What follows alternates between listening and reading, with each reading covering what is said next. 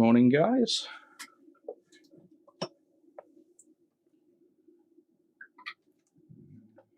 Power there.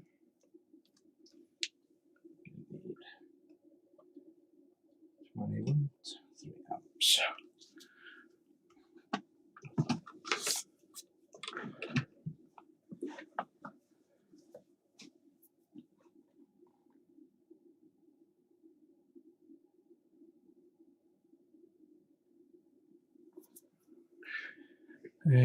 Might need that, not sure. Game Boy. Let's build first. Morning. We've got an exciting little samples box here. We'll get onto in a second. It's a ton of new products. I've got to quickly test a few to get them out for orders. So I'm just doing orders this morning, so this will just be a quick stream, but I want to look at some of these samples. Let's see if we can confirm if they work or not. I've just got to build, obviously, a few more Game Gear populated, so just finishing these off while the stream all settles in and goes live everywhere. So a little bit of a rush this morning, but I just wanted to show off the samples now they've been delivered, and we'll see if they work or not. Usually the samples don't always work first time, but I'm hoping these ones do.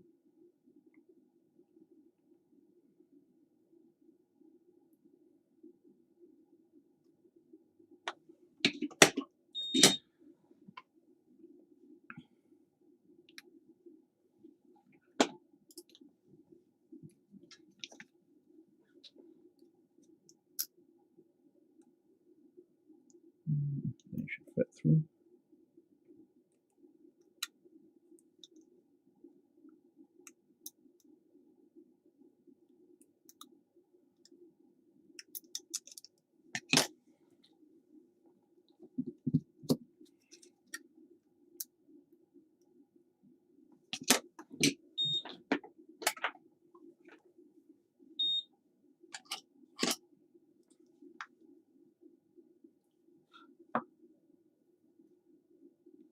Those legs are a little bent, that's why.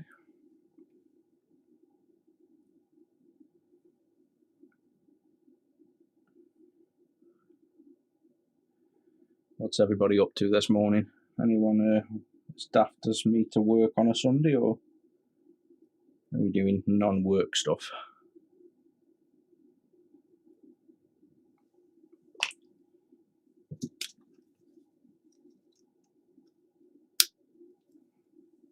Yeah.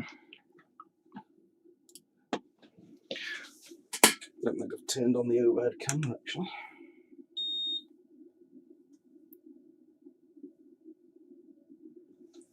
That should come on now. There we go.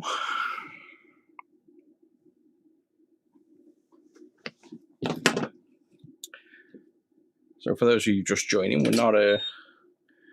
not building. Well, technically I'm building more re-PCBs at the minute, but this is just quickly while the stream sets up. And then we have a box of samples. So brand new products I've invented that we haven't tested yet. Well, some are just a new factory making the same products, but there's a few brand new products in there I need to test. So I'll jump onto that in a second as soon as I've just finished off these connectors on these re-PCBs. It's not just me working then on a Sunday. I think it's more peaceful though, because there's no workers around to distract you, and you haven't got a time limit. You can just work until you feel like and then knock off.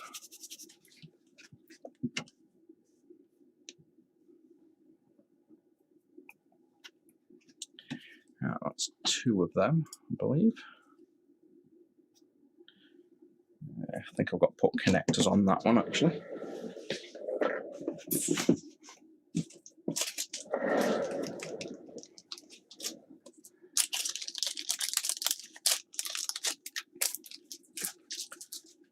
So I'll give you a sneak peek of what's to come. So we have a nice goodie box here. zoomed really far in. Let's zoom out a bit.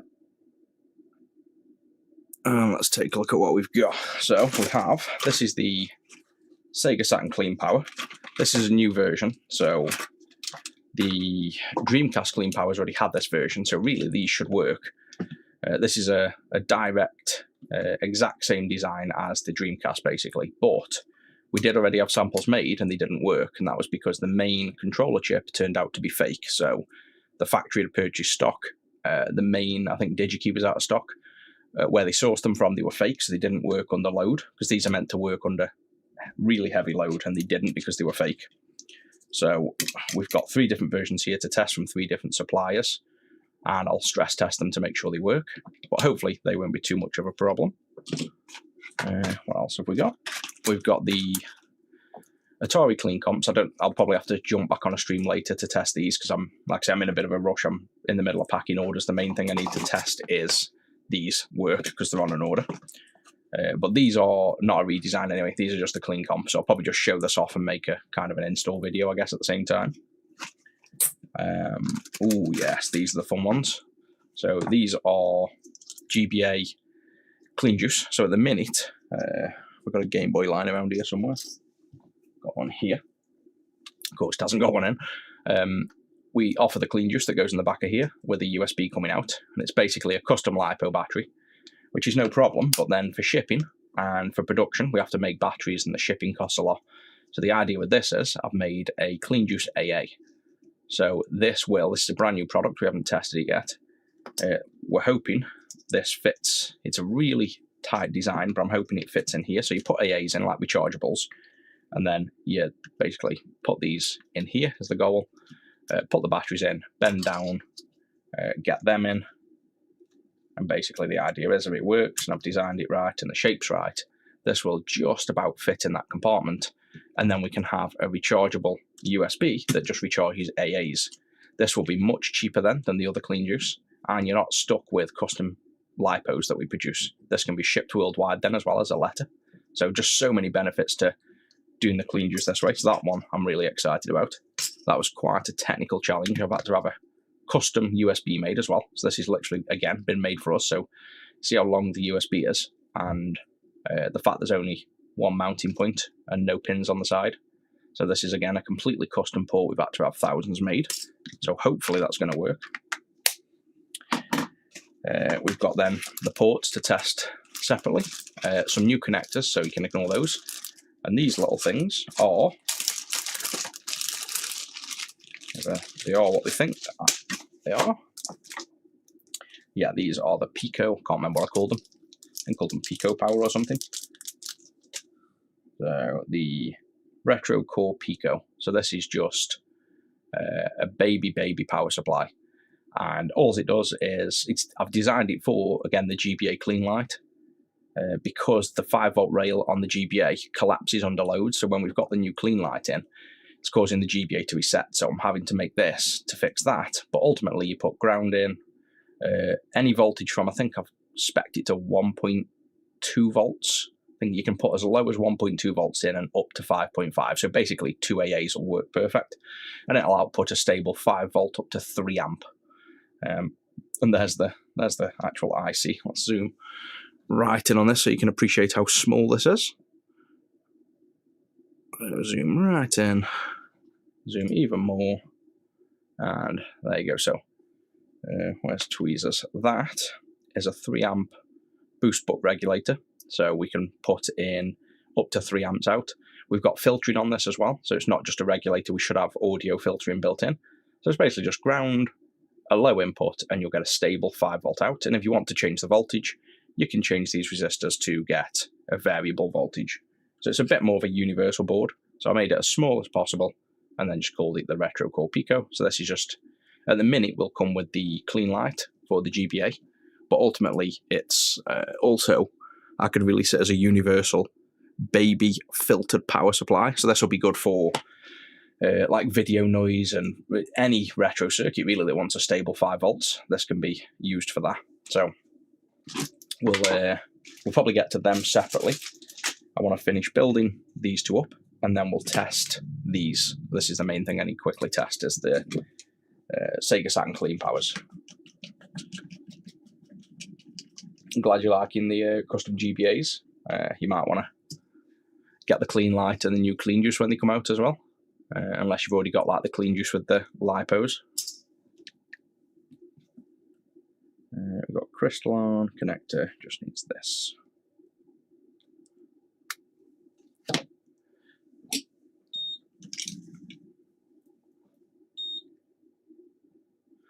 Got a ton of viewers on YouTube this morning. That's more than we've ever had.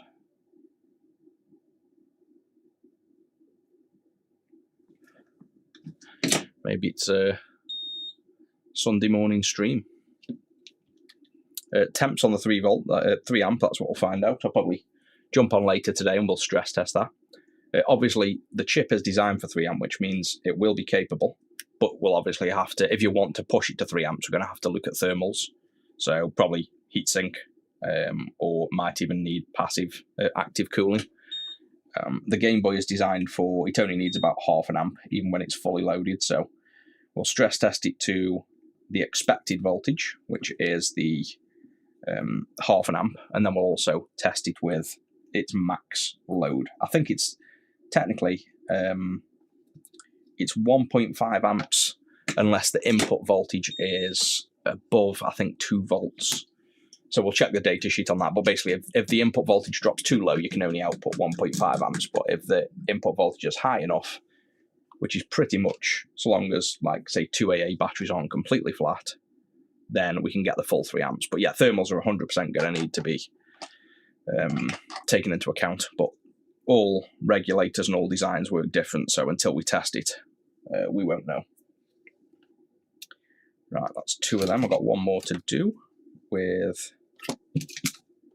I'll put that in there. This cable.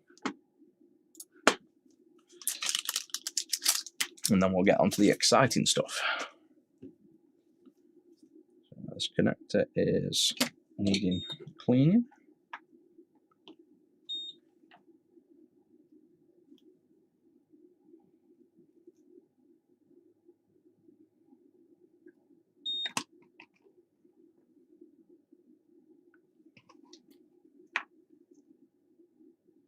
I've just started watching a new thing as well on, I think it's on Netflix. The $1 million something. I can't think what it's called. They like go in a mansion, and one person gets $1 million in a box, and they have to hide the fact they've got it. And like as a team, they're meant to be working out to find out who has got the money. It was really good. Only watched 2 episodes, but I don't know whether any of you guys have seen that or what it's called. I'm sure it's $1 million something. I just can't think of the last word of it.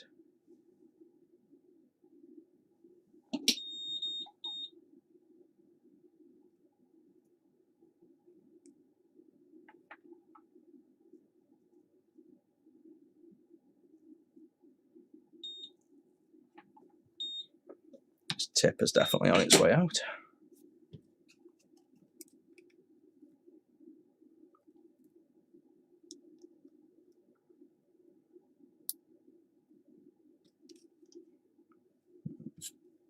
The only problem with these connectors, they're a pain to, if the little pins aren't perfectly straight, getting them through the connector is a bit of a pain.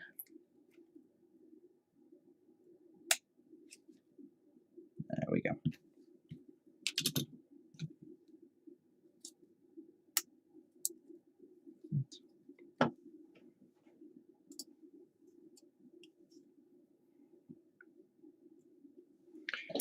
Oh, this isn't it. This is well late for me.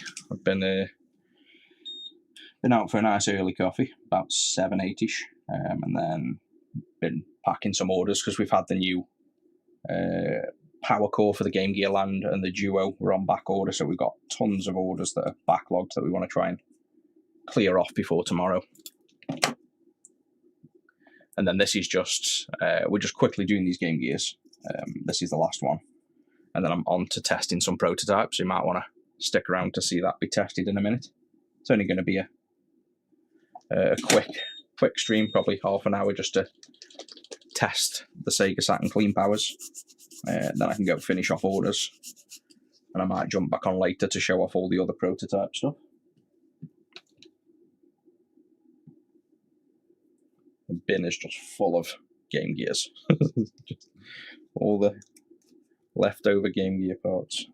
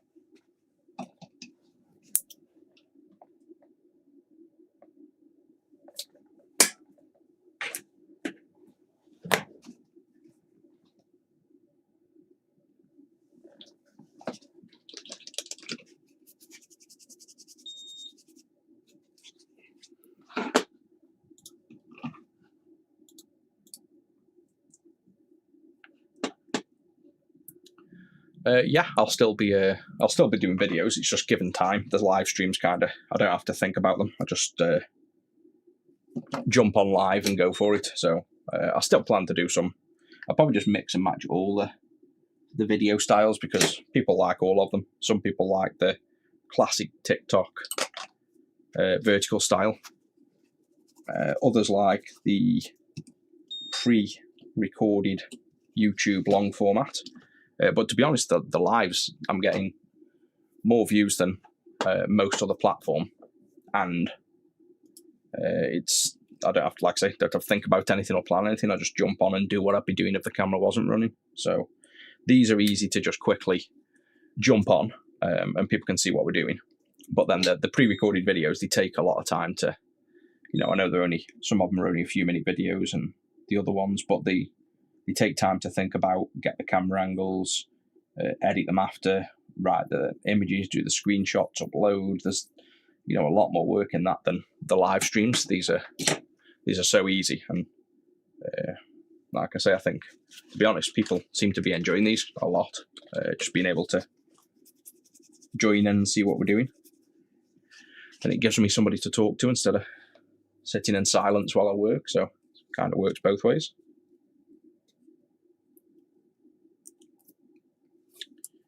So that is all done. So is that one. So is that one. So there's the 3 populated I needed. Let's get them out of the way. And now let's just clean up this desk and get onto the fun stuff. Oh, Rusty was fast asleep, so I'm going to take him out later. He was awake until 5 minutes before we left, and he just passed out. He got up early with us and then just completely fell asleep. So I think he's even... yeah, he's sleeping at the minute. But we'll wake him up and go for another drink later, definitely.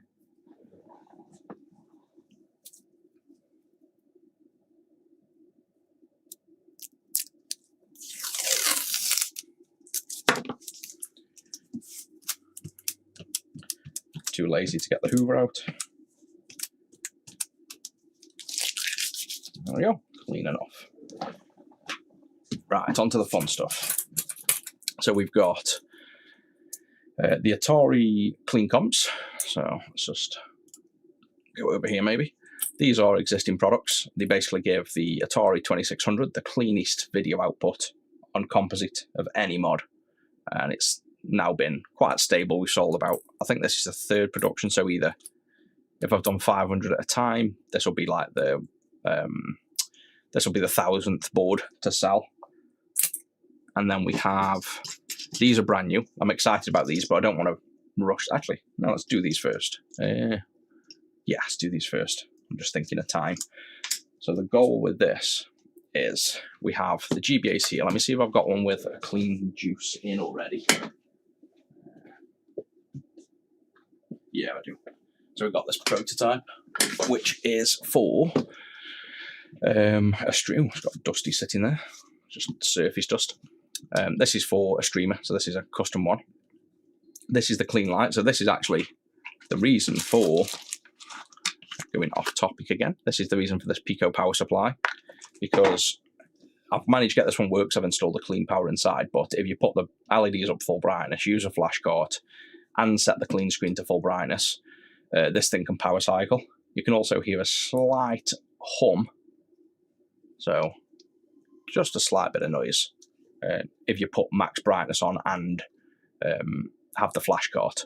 So ignoring that, that's what the Pico's for. This is the existing product, a clean juice. So it's a custom LiPo that you install. You push these springs down the side, and this is what people say, oh, it pops up. You just have to get it just right and it'll stop. And then the cover goes over, and what you can do is install it first, like you kind of wriggle that in so the USB fits. Doesn't look like it's very aligned on camera, but that's perfectly centered. It just doesn't look it on camera for some reason there. And now what you have is a USB-C rechargeable battery pack. So you can plug in, it lights up, and when it's charged, one of the two lights will go off. So there's two lights on this. Let's see what they are. You can see it says PG and charge. So PG stands for power good, and it means that this cable is providing power. So that light will always be on the green, and the bright blue one is the charge. So basically when the battery's fully charged, the blue goes out and you're left with a little green. But what I want to do is replace this option here, so we don't have to have them custom LiPos. Let's get that back in. And we also, in between changing factories, the USB ports slightly changed, so they're a little bit more difficult to get in at the minute than they used to be. So we'll fix that. But I'm thinking of replacing it completely with this. So the idea with this now is, instead of having a custom LiPo, we can get rechargeables, and this is also kind of all links together, all the products in one. These are not the best at running on rechargeable batteries. So this Pico could be used inside to boost the voltage as well. I could integrate it onto this, but we'll see. Yeah, this is rechargeable. So rechargeable batteries are slightly less voltage. Oh, that's Rusty crying. 1 second, let me go grab him.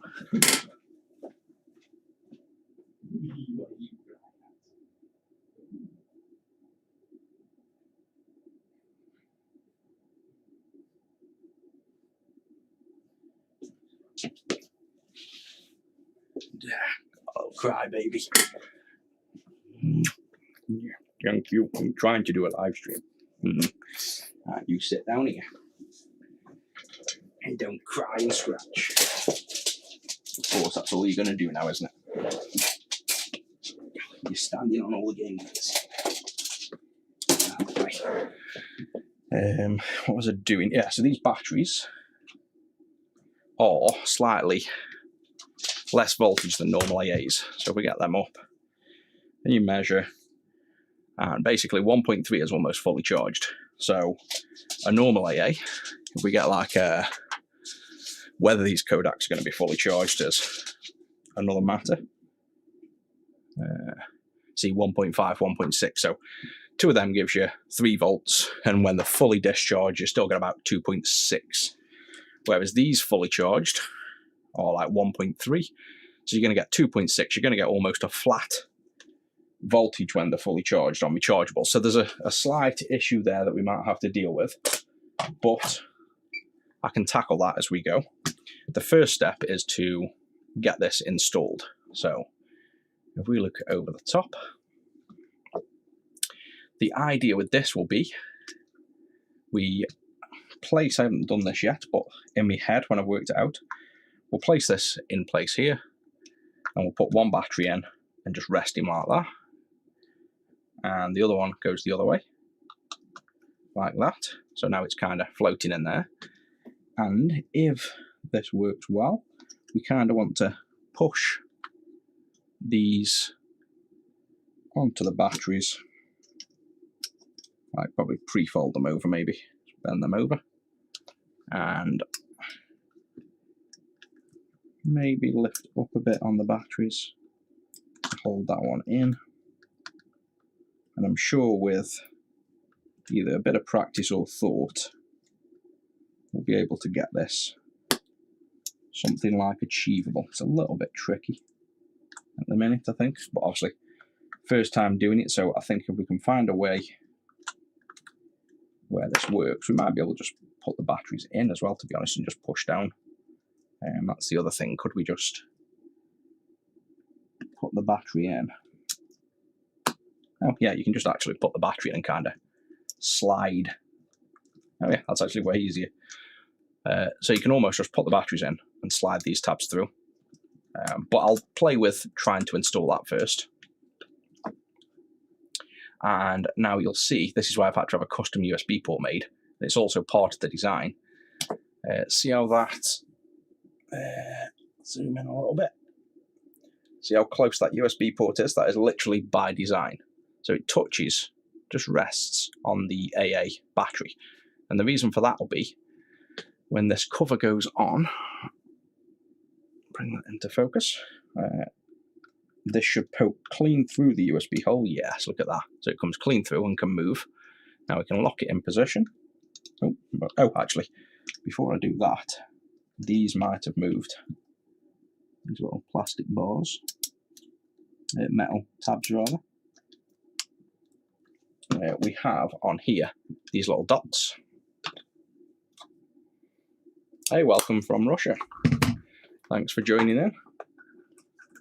We're just testing a few prototypes. So this is a GBA rechargeable AAs, as it says here. So we can do away with custom LiPos. We have, let me just zoom out. Oh, I am zoomed out. I'm zoomed right in. Okay, let's go to this one. Let's get this up. So the 3 dots you saw on the battery pack. So these 3 dots, we have ground is here, and then the first battery is here, and the second battery is here. So this is a way to quickly test if we have charge. So actually, this is a better angle if I just zoom out, so you can see it all. There we go. Well, I'll zoom out even more, so you can just about see there. So if we tap on the ground pad here and go to here, you can see there's the battery. So that's the first battery. We know it's connected well. This is the second battery in series, so we've got 2.6. So that's how we test. We've installed this well, and it's made good contact.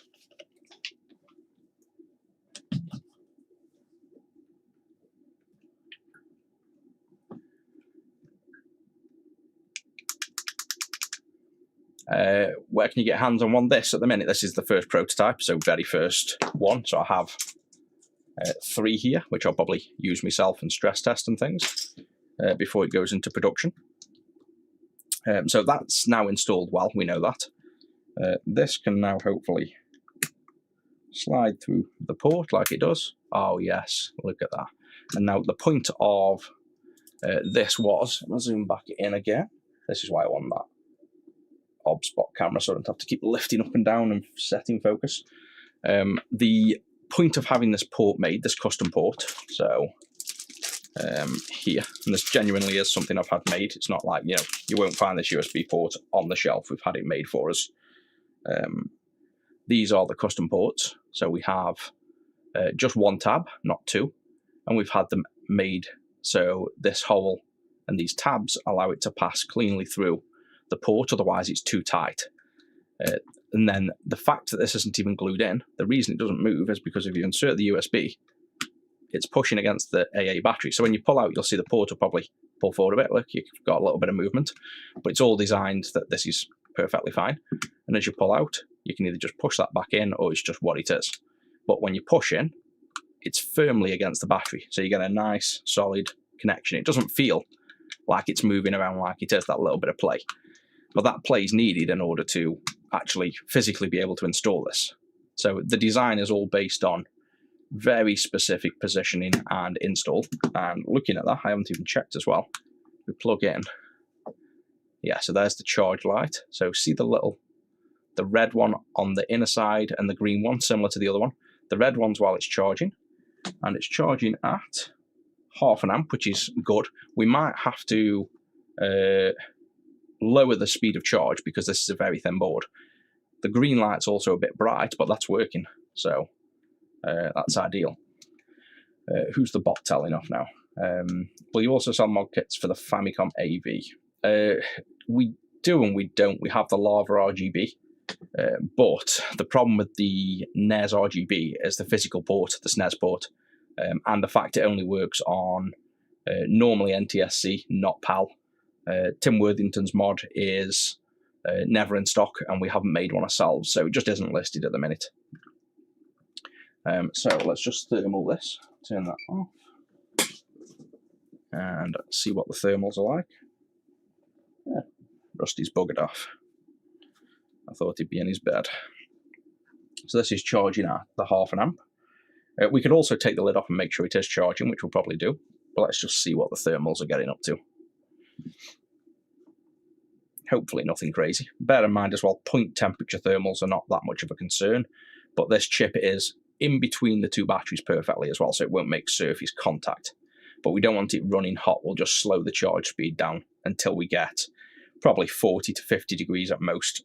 And that'll just be, like I say, on the point of the chip. It won't be applying, the temperature to the batteries because I designed it so that this chip sits in the curve of the two batteries. So if you've got two batteries like this, and you can see where they sit, you see that chip?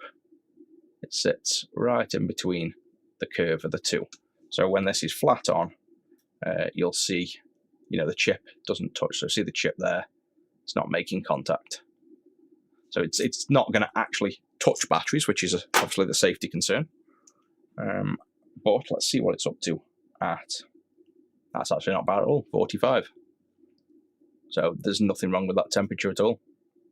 That's a perfectly fine temperature, so that seems to be all working. Let's just do one more check that it is charging, which we can remove the cover. And you can see it stays in place when you remove it, so it's ideal.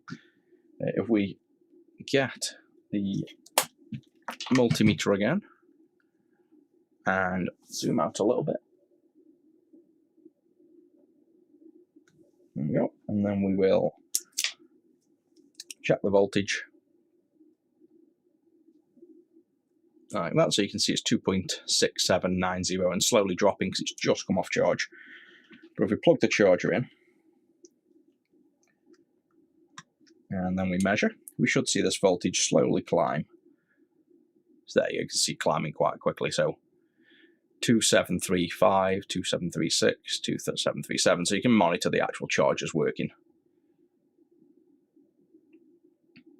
For the mod, if you just reach out to us, just drop us a message, and we can always discuss doing one for you. I think we've already got one coming in. It's just that you might wait a little while because it's just we're busy, and it'll be me that has to do that mod. 50 degrees, no, it won't discolor the board at 50. I can touch on with my finger. It's not actual 50 in the sense of that'd be burning if it was 50. It's the point of the IC will be 50. But no, the Game Gear Clean Juice charge at like 90 degrees Celsius on the Clean Juice board, and they've never discolored. We've used them for years now. So that's a success. That's really cool. I'll get that into, well, I'll do a little bit more testing first to make sure that when the batteries are flat, this still works on like fully modded systems, stuff like that, like a maxed out console. But that's a good first test. I'm impressed with that. I'll come back to testing this later on this afternoon, maybe, the Pico Power. And these I'll probably do an install video on. So the only thing left before I can get back to doing the orders I need to be doing before I get shouted at for disappearing to do a live. I'd only popped up to get some Game Gear re-PCBs, and I've jumped on live to test these out, so I'll be in trouble if I'm not quick. What we need to do is connect these up first with power. So I've got bench set to 20 volts in, or considering we only need to test a little bit of load, we can plug in the USB, and I'll just use a 30 watt. We'll just test each rail individually. I don't need to test. We've got a USB down here. Just grab a USB.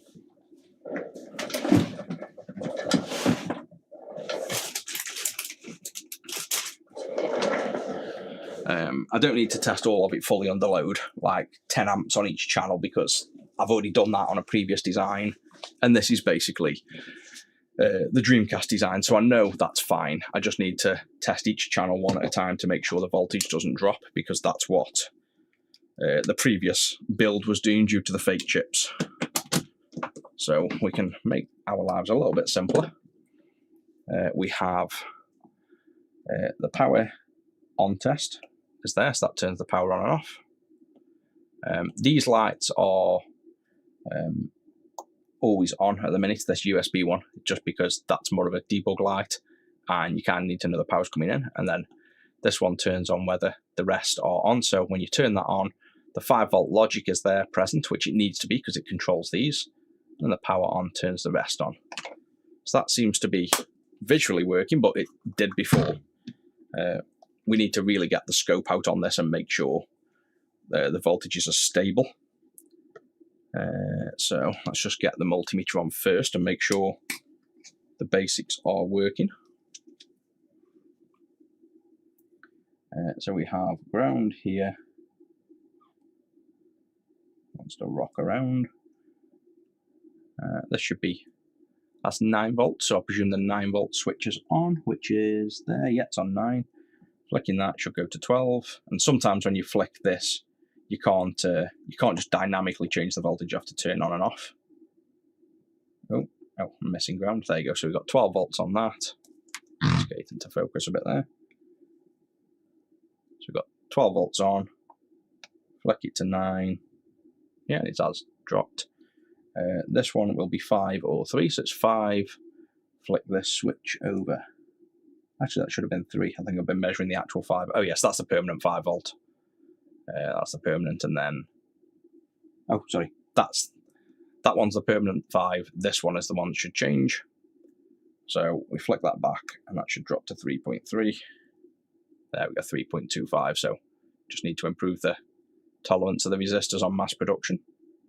So generally it's working. Now we just need to test under load that still works, because that's another problem, that these will work under no load, and then as soon as you load them down, you're going to have problems. So I'll use, what can I use? I'll probably use this just so you can actually see stuff. This is crazy overkill board. This is where we can load it up with hundreds of amps if we need to, like crazy overpowered. But we only need to load one channel for now.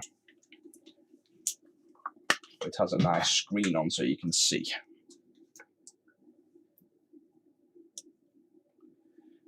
Prototypes of, we've got GBA, a new one. So this is a AA rechargeable clean juice now. So you've got AAs inside there, and you can recharge them with USB-C. That's working good. I've just got to put it through a bit more test. But that now fully works, fits in, can charge. We just need to fix the brightness of the lights. It's a bit bright on the green and the red's dull. Then we've got the Sega Saturn Clean Power. So this is a USB-C power board for the Sega Saturn. We've got 3 different versions because the factory, the last one they sent, there was fake chips on, so these didn't work good. We have custom USB ports we've had made, which are basically the same as installed in that GBA. And then we've got this Pico, you won't even see it on here zoomed out at the minute, but a little Pico power board, so this big, that just generates a 5 volt rail at 3 amps off really low voltages down to like 1.2 volts, I think. So we'll test a load of these probably later today or tomorrow. But for now, the last one I just need to test is that this Sega Saturn Clean Power actually functions well. Now these, because of how these work, they are permanently on and permanently running. So these will run warm. These will run like 80, 90 degrees sitting there doing nothing. And the idea is it's because they're permanently charged and ready to allow up to 10 amps power. So this board, like sitting here now, is quite warm, doing nothing. But that is how this board works. It literally sits and runs warm, doing nothing. So we're not concerned about the temp, because we might be concerned about the temp if it's too hot though. Or did I just touch the inductor? Yeah, it's a bit toasty, that one. We'll do the thermals after. but it will run warm. That's like the point I'm trying to make. It's not a board that sits and runs cool until you load it down. It basically, if you're pulling no power or you're pulling 10 amps, this board will be the exact same temperature. It won't change temperature under load. It's basically permanently keeping the inductors saturated. So if we plug that in, we have power. I probably should have soldered these on before applying power. We've got the shared ground. So let me just unplug that. And let's just solder ground onto here so we can load down this board. And then we'll just tap on each rail to load down the voltages.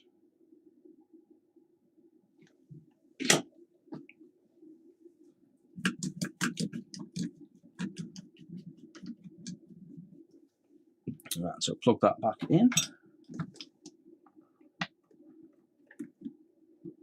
Get the thing actually plugged in. There we go. USB. Yeah, that's to load this up. So let's use this middle one, say. So we've got the middle one here. We don't need to load 3 amps. We need to load like 1.5 is fine.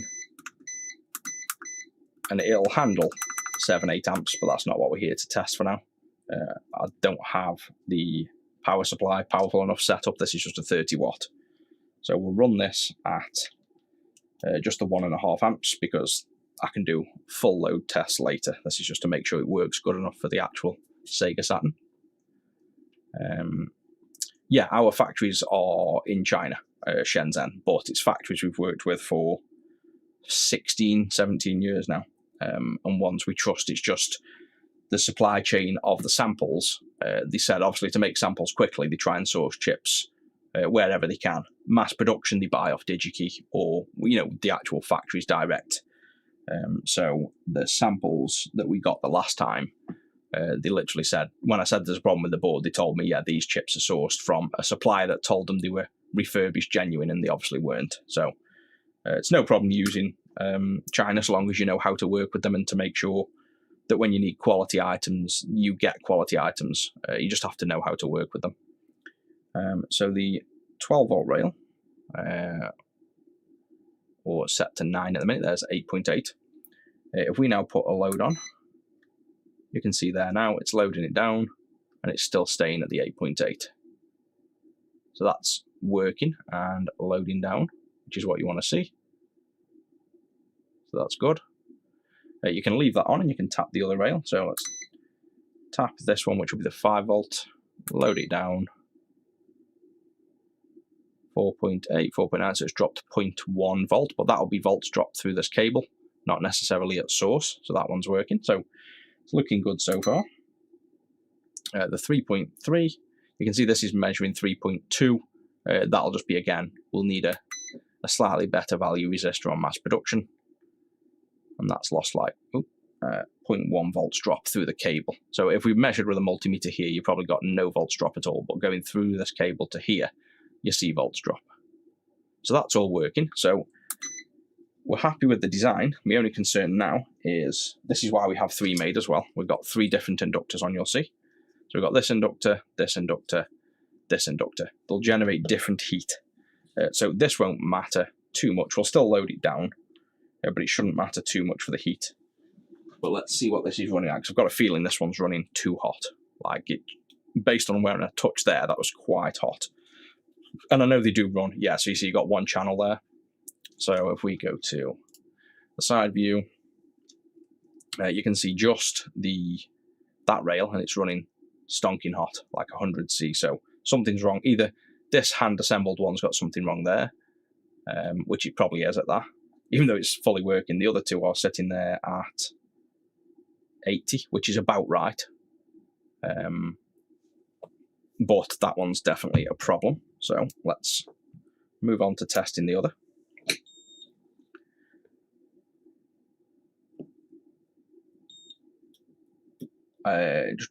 What are the test machines? These are just electronic loads, so we can basically load down these boards as if they're drawing power.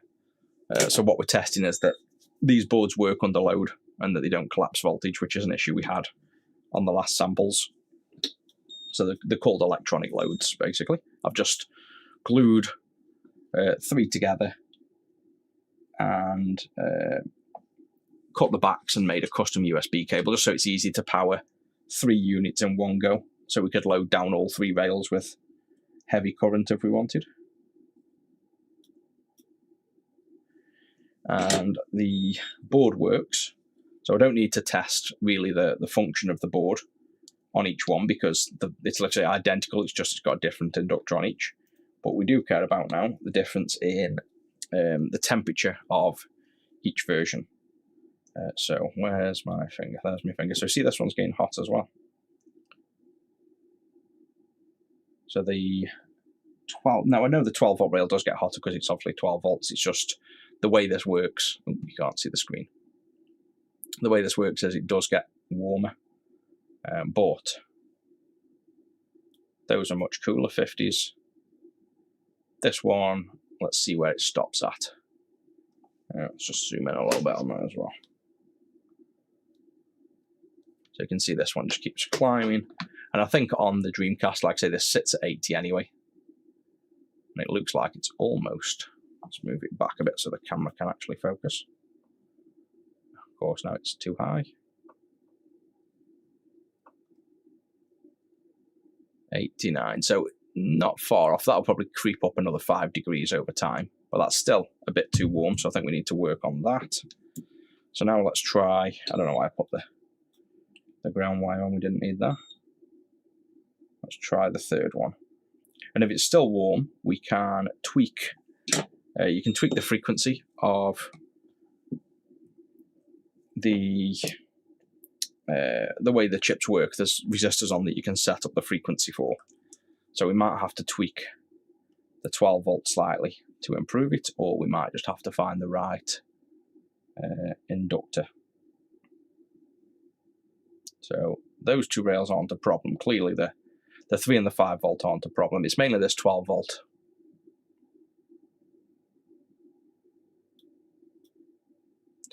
No, if you turn the plug off, I've got a test switch on. If you turned the console off, then it would turn off like that. And then these will just obviously drop back down now and cool down. So these are now not on, this is just cooling down. Also, the final boards have thermals on the back of these. That's why they have thermals. It's just the way these chips are designed is to literally sit fully loaded so you get no volts drop. It's all about having a ridiculously smooth power rail. So these will have like 10 millivolts of ripple on under 10 amp load. So they are designed to be, same way the GPUs in the Xbox Series X work, they use a very similar layout to this. You'll see these kind of same inductors in the Series X. They sit there running, when they're turned on, they're basically running at max power all the time. Because the main's powered, that doesn't matter. They're just sitting there with the inductors full of energy, ready to be consumed. But they're working under load. This one seems the best so far. This seems, let's just give it a little bit. So that's going up. And like I say, it'll happily sit. If we get a heatsink, let me see if I've got a heatsink.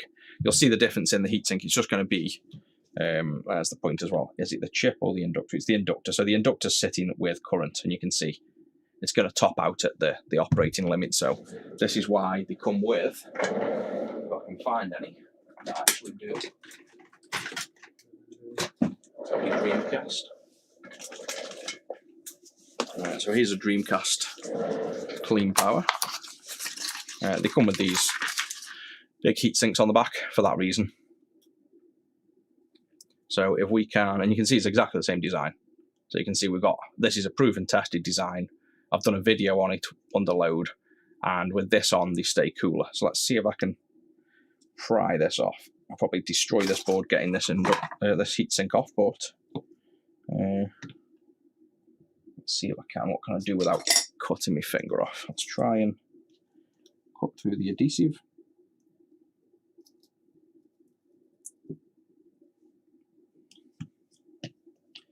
Where's a pry tool?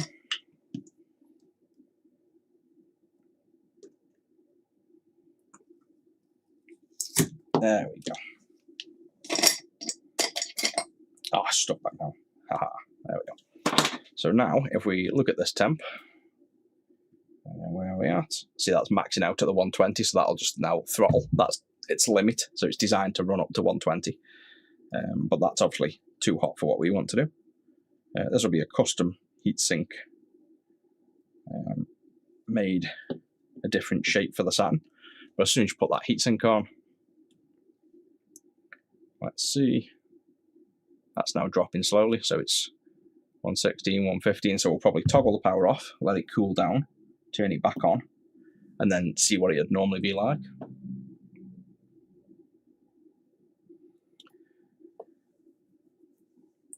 Product design, I can normally knock out a circuit. If I've got the idea in my head and what I need to do with it, a few days I can design a circuit. It takes a few weeks to get samples, and then that all depends whether your first design just works or doesn't work. And you can have iterations for weeks or months, or you could have it where your very first design works, and then mass production takes 4 to 6 weeks normally on average.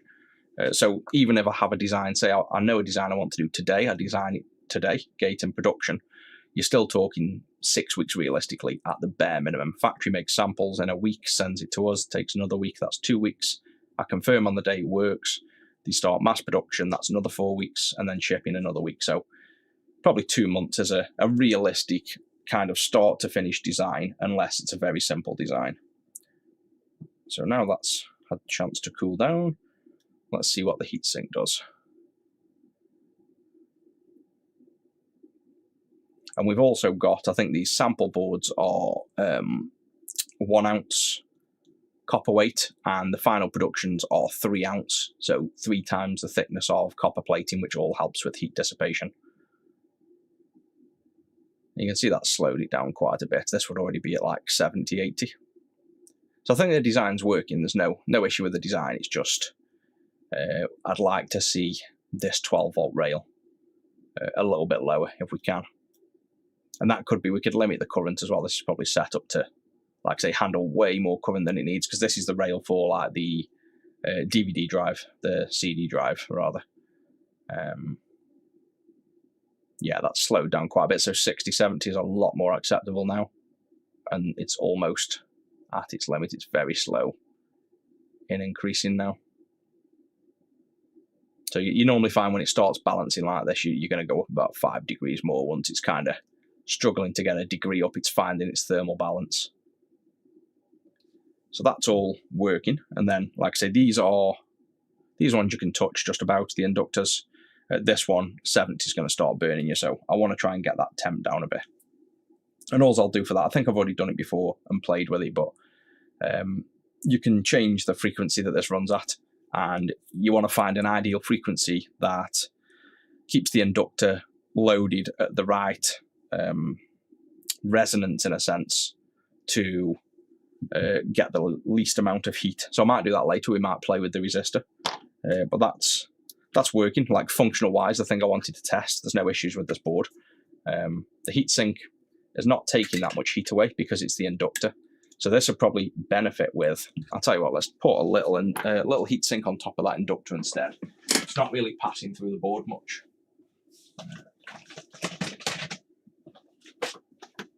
So let's just, that camera just literally almost tracked me all the way around the room.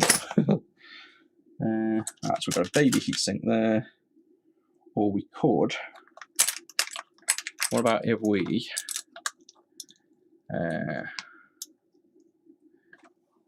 yeah, factories. You can start an Alibaba. You will find factories. It's just like our battery factory is on Alibaba, but we work with them direct with WeChat and email.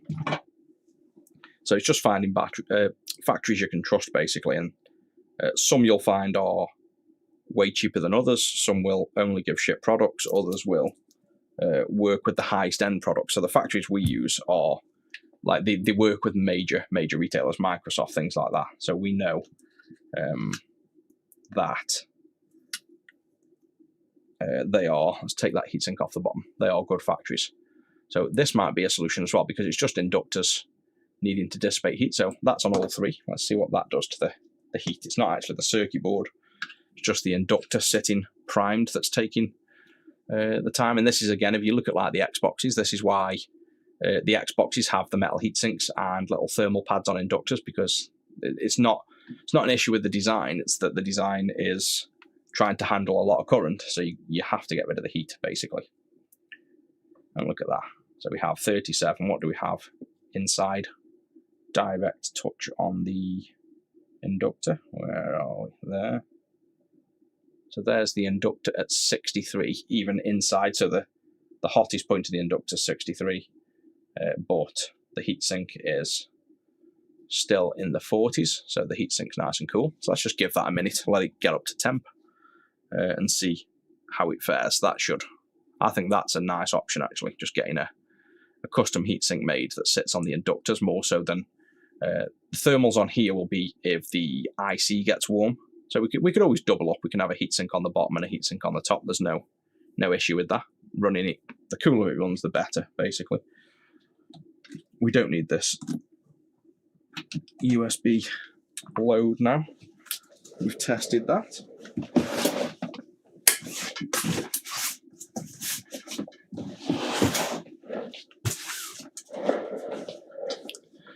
That we could put on the bottom, but like I say, we don't really need it for this test. And now, let's see where we're at with thermals. Finger there. Yeah, that's staying pretty cool. So 30, and the inductor inside is 70. So it's not really taking away the heat massively, to be honest. So the inductor coil is always going to be warm, but that's not really done much. Even though the heat has got to be, because the heat sink's warmer, so it's helping. But I think that's just something I'll play with. So we might play with this later. Have a look, see if we can get that temp down. The other ones are perfectly fine. The others are sitting at like 50. That's where I want to see this one, ideally, if we can get it doing that.